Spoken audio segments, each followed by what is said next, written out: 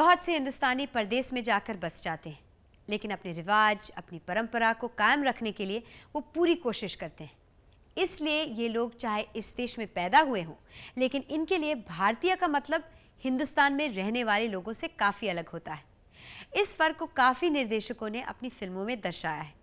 ऐसी ही एक फिल्म है हमारी आज की पेशकश 1997 में रिलीज हुई एक बेहद कामयाब फिल्म सुभाष घाई की परदेस। सुभाष घाई ने परदेस को अपने बैनर मुक्ता आर्ट्स के तले बनाया। इस फिल्म में उन्होंने शाहरुख खान को कास्ट किया और अपनी परंपरा को बरकरार रखते हुए नए चेहरों को भी मौका दिया। सुभाष घाई का मानना है कि एक्टर्स में डिसिप्लिन होना जरूरी है, इसलिए उनके बैनर मुक्ता आर्ट्स के तले सुभाष घाई ने नए चेहरों को लेकर उन्हें स्टार्स बनाया। इनमें शामिल है काफी बड़े नाम, जैकी श्रॉफ, मीनाक्षी शेषाद्री और माधुरी दीक्षित। परदेस में दो ऐसे सितारों का जन्म हुआ, अपूर्वा अग्निहोत्री और महिमा Chaudhary. It's an overwhelming experience to do your first film. Everything is new and I thoroughly enjoyed it. I mean, there's nothing like doing your first film, and especially because I was doing just one film. I used to enjoy every bit of the time that I was there on the set. उनके साथ दिखाई दिए आलोकनाथ, अमरीश पुरी, दीना पाठक और हिमानी शिवपुरी। परदेस की कहानी शुरू होती है किशोरी लाल से, जो अमेरिका में बसे हैं और एक कामयाब बिजनेस चलाते हैं। अपने बेटे राजीव की शादी वो एक भारतीय लड़की से करना चाहते हैं और इसलिए वो भारत में बसे अपने दोस्त सूरज देव की बेटी गंगा के साथ राजीव की शादी की बात चलाते हैं। मेरे एक अमेरिका की एक फैमिली है, जो आप अमरीश पुरी के परिवार देखते हैं उस तरह की ही एक परिवार है, जिनको मैं जानता हूँ, जिनकी 4 जनरेशन हैं, छोटे बच्चे से लेके 4 साल के बच्चे से लेके वहाँ पर 70 साल 80 साल की बूढ़ी जो हैं दादी माँ भी हैं।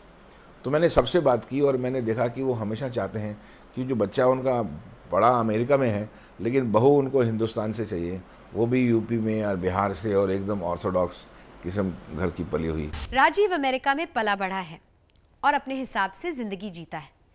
अपने पिता की मर्जी की लड़की से शादी करने से उसे ऐतराज नहीं है, लेकिन वो गंगा को पहले जानना चाहता है। मगर भारत जाने से राजीव काफी कतराता है, इसलिए राजीव अपने करीबी दोस्त अर्जुन को इंडिया भेजता है। अर्जुन का किरदार निभाया है शाहरुख खान ने। I was bound to be nervous because it was my first film. Anybody in my place would have been nervous, but I guess it was his attitude which was very important, and it was great because he tried and sort of run himself down all the time and say that, oh, I'm no good and all of that, and he was very down to earth. He always made an effort to come and chat us up first or talk to us first, which was very nice, and gave us tips and said this is how you should do it and don't make these kind of mistakes. So that was very nice. Arjun Kishori Lal का मुंह बोला बेटा है और इन्हीं लोगों को अर्जुन अपना परिवार मानता है। इंडिया पहुंचते ही अर्जुन समझ जाता है कि उसका मॉडर्न दोस्त राजीव और सीधी सादी गंगा एक दूसरे से बहुत अलग हैं और वो इन दोनों के बीच का फासला कम करने की कोशिश करता है। गंगा को अर्जुन पर पूरा एतबार है और ये दोनों अच्छे दोस्त बन जाते हैं और यहीं से कहानी में एक नया मोड़ आता है। परदेस के निर्माता और निर्देशक होने के साथ साथ सुभाष घाई ने इस फिल्म के लिए और भी जिम्मेदारियां उठाई। परदेस की कहानी की रचना खुद सुभाष घाई ने ही की और इसका स्क्रीन प्ले भी उन्हीं ने लिखा। फिल्म के जानदार डायलॉग्स जावेद सिद्दीकी के कलम का कमाल है। सुभाष घाई अपनी हर फिल्म में संगीत पर बहुत ध्यान देते हैं। ज्यादातर उन्होंने लक्ष्मीकांत प्यारेलाल के साथ काम किया, लेकिन परदेस फिल्म में सुभाष घाई ने पहली बार नदीम श्रवण की जोड़ी को अपनी फिल्म के संगीत का जिम्मा सौंपा और नदीम श्रवण को पहली बार गीतकार आनंद बख्शी के साथ काम करने का मौका मिला। नदीम श्रवण सुभाष घाई की कसौटी पर खरे उतरे। परदेस का संगीत बहुत ही लोकप्रिय हुआ। चित्रा का गाया गया गाना जहां पिया वहां मैं उतना ही मधुर है जितना सोनू निगम का गाया हुआ दिल ये दिल।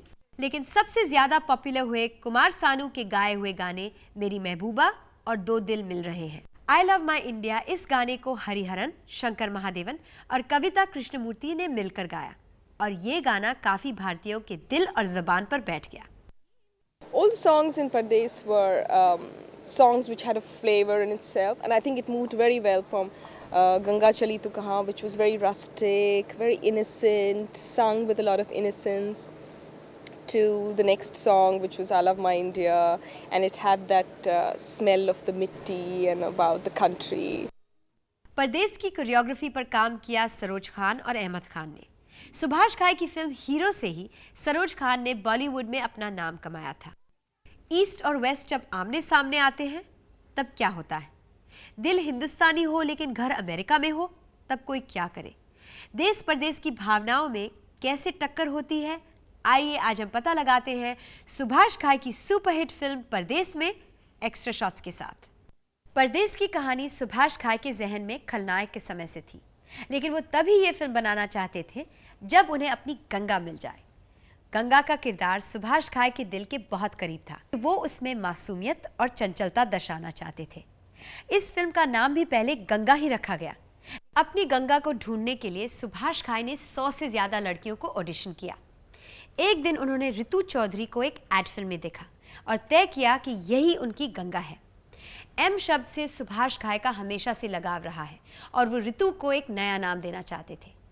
मृणालिनी, मधुषा, मधुलिका जैसे नामों के बारे में सोचने के बाद उन्होंने महिमा नाम चुना। We had a lot of names and we were in Agra and we actually asked the people who had come to ask my autograph because I wanted to change my name. And I was like, I'm still thinking about what name to keep and these are the names that I have, which one do you like? And somebody from the crowd said, oh, we like Mahima. So I just signed Mahima without thinking. And the next day in the papers it said that Subhash Ghai's discovery, Mahima is in town. परदेश की कहानी में गंगा और उसके परिवार का घर उत्तरी भारत में है, लेकिन घर का सेट बनाया गया मैसूर में। The village was supposed to be in Dehradun, but the place selected was Mysore because of the sunset, and we shot the entire village thing in Mysore, but it was supposed to be Dehradun. So that was the cinematic liberty that we took. You normally don't have such a beautiful sunset in Dehradun. You only see it in Mysore. परदेश में एक बहुत खास बात है, ये सुभाष घाई की पहली फिल्म है जहां उन्होंने इंडिया के बाहर शूटिंग की है। I think in the US we were there for 20 days. We must have shot a good 16 days or 17 days. And we shot all over LA, Vegas, Vancouver. These were the places that we shot, mostly in Vancouver. Subhash घाई ने नदीम श्रवण के साथ कभी काम नहीं किया था, इसीलिए सुभाष घाई झिझक रहे थे। लेकिन इस फिल्म में नदीम श्रवण ने अपनी जी जान लगा दी।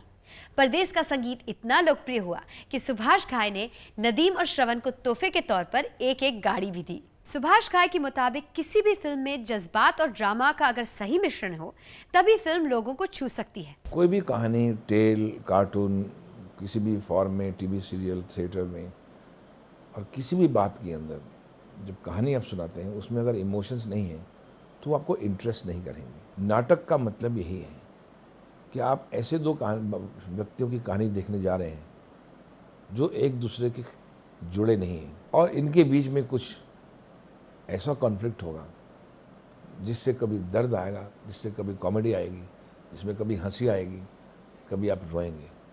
उसी को नाटक कहते हैं। दिलवाले दुल्हनिया ले जाएंगे के बाद हिंदी फिल्मों ने एनआरआई मार्केट्स में धूम मचाना शुरू कर दिया।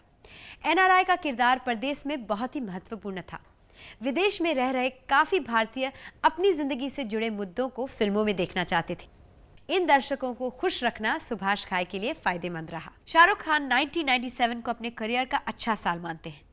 उस साल उनकी 4 फिल्में थिएटर्स तक पहुंची। कोयला, यस बॉस, दिल तो पागल है और परदेश। हर फिल्म में उनका एक नया रूप था। शाहरुख खान ने सुभाष घाई की त्रिमूर्ति में काम किया था, लेकिन ये फिल्म नहीं चली। शुरुआत में परदेश में अपने किरदार के साथ शाहरुख खुश नहीं थे, लेकिन उन्हें सुभाष घाई पर पूरा यकीन था और आखिरकार शाहरुख का किरदार सबको पसंद आया। सुभाष घाई महिमा के गॉडफादर माने जाते थे, लेकिन इस रिश्ते में कुछ ही समय में दरार पड़ गई। महिमा जब ताल की मुहूर्त पर गई तो उन्हें लगा कि इस फिल्म की हीरोइन वो बनेगी, लेकिन सुभाष घाई ने ऐश्वर्या राय का नाम घोषित किया। इसके अलावा महिमा ने अपने मुक्ता आर्ट्स के कॉन्ट्रैक्ट की एक शर्त को नहीं माना और सुभाष घाई ने उसे लीगल नोटिस भेज दिया। इसके बाद इनके बीच के ताल्लुकात बिगड़ते गए और इन्होंने कभी एक साथ काम नहीं किया। नहीं होना था, ये कवाली गाई मशहूर साबरी ब्रदर्स ने। इससे पहले इन्होंने कभी किसी फिल्म के लिए नहीं गाया है। ये गाना फतेहपुर सीकरी में शूट किया जा रहा था।